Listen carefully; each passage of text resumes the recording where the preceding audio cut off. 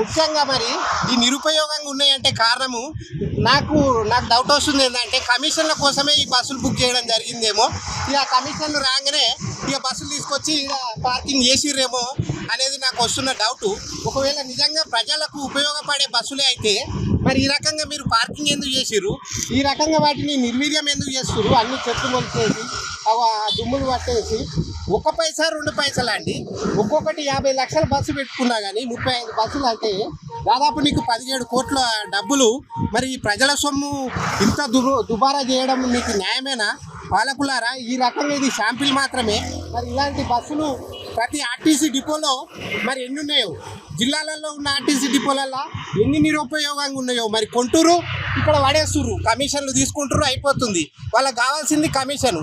ప్రజల సొమ్మును ఏ రకంగా విచ్చలవిడిగా గత ప్రభుత్వం కానీ ఈ ప్రభుత్వం కానీ ఏ రకంగా వాడుతుందో ఒకసారి మీ దృష్టికి